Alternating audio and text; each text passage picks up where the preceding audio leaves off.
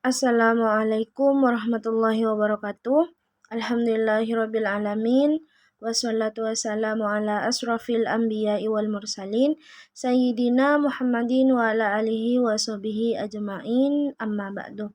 Yang saya takzimi Ketua Yayasan Pesantren Zainul Hasan Genggong Kiai Haji Muhammad Hasan Mutawakil Alallah SHMM dan Rektor Universitas Islam Zainul Hasan Genggong, Bapak Abdul Aziz Wahab, dan dosen pengampuh kita mata kuliah Tafsir Ahkam, yaitu Bapak Yazid. Di sini saya Fadlala Nur Aziza dari Prodi Perbandingan Mazhab semester 4, yang di sini saya bertugas untuk menjelaskan tentang beberapa tema, yakni yang pertama ada haid. Jadi di sini saya akan membahas tentang apa sih itu haid.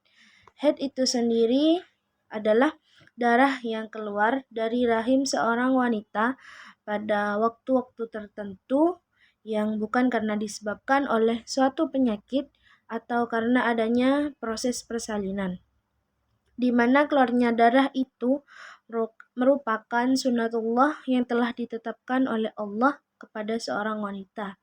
Sifat dari darah ini berwarna merah kehitaman yang kental, yang keluar dalam jangka waktu tertentu, yang sifatnya panas dan memiliki bau yang khas atau tidak sedap. Haid adalah sesuatu yang normal terjadi pada seorang wanita, dan pada setiap wanita kebiasaannya pun juga berbeda-beda.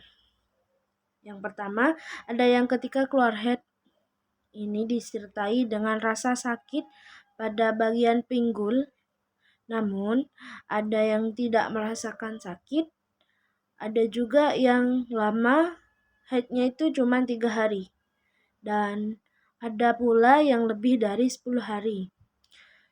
Ada yang ketika keluar itu didahului dengan lendir kuning kecoklatan, ada pula yang langsung berupa darah merah yang kental. Jadi pada setiap kondisi perempuan ini yang harus dikenali oleh setiap wanita, karena mengenali masa atau karakteristik darah haid inilah akar di mana seorang wanita dapat membedakannya dengan darah-darah lain yang keluar kemudian. Jadi tidak cuma darah haid, bisa nanti ada darah nifas, wiladah, seperti itu. Jadi beda. Ada juga darah istihadah gitu.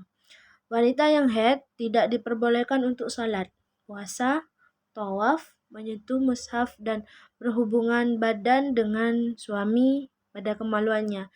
Jika berhubungan badan bukan kemaluannya, semisal berciuman atau apa, masih diperbolehkan. Namun ia diperbolehkan membaca Al-Quran dengan tanpa menyentuh mushaf langsung. Boleh dengan pembatas atau dengan menggunakan media elektronik seperti ponsel dan iPad. Karena zaman sekarang sudah banyak dengan menggunakan aplikasi seperti itu. Juga bisa berzikir dan boleh melayani atau bermesraan dengan suaminya, seperti yang tadi saya sebutkan, kecuali pada kemaluannya. Dan Allah pun sudah berfirman yang bunyinya, وَيَسْأَلُونَكَ عَنِ الْمَحِيضِ قُلْ هُوَ أَذًى فَاعْتَزِلُوا النِّسَاءَ فِي الْمَحِيضِ وَلَا تَقْرَبُوهُنَّ حَتَّى يَطْهُرْنَ فَإِذَا تَطْهَرْنَ فَأْتُوهُنَّ مِنْ حَيْثُ أَمَرَكُمُ اللَّهُ, yang artinya mereka bertanya kepadamu tentang haid, katakanlah dia itu adalah suatu kotoran, yakni najis.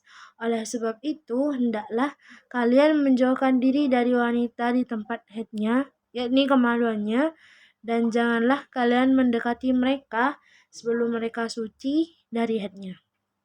Apabila mereka telah bersuci, yakni dalam tanda kutip sudah mandi dan sudah bersih, maka campurilah mereka itu di tempat yang diperintahkan Allah kepada kalian. Dalam Quran surah Al-Baqarah ayat 222. Menurut ulama Syafi'iyah, batas minimal haid adalah sehari semalam, itu paling sedikit. Dan batas maksimalnya haid adalah 15 hari. 15 hari, 15 malam. Jika lebih dari 15 hari, maka darah itu darah istihadah dan wajib bagi wanita tersebut untuk mandi dan sholat. Dan menurut Imam Ibnu Taimiyah rahimahullah dalam Majmu' Fatawa mengatakan bahwa tidak ada batasan yang pasti mengenai minimal dan maksimal masa haid itu. Dan pendapat inilah yang paling kuat dan paling masuk akal dan disepakati oleh sebagian besar ulama, termasuk juga oleh Syekh Ibnu Utsaimin rahimahullah juga mengambil pendapat ini. Mungkin itu saja dari saya. Mohon maaf jika ada salah kata. Saya akhiri. Wassalamualaikum warahmatullahi wabarakatuh.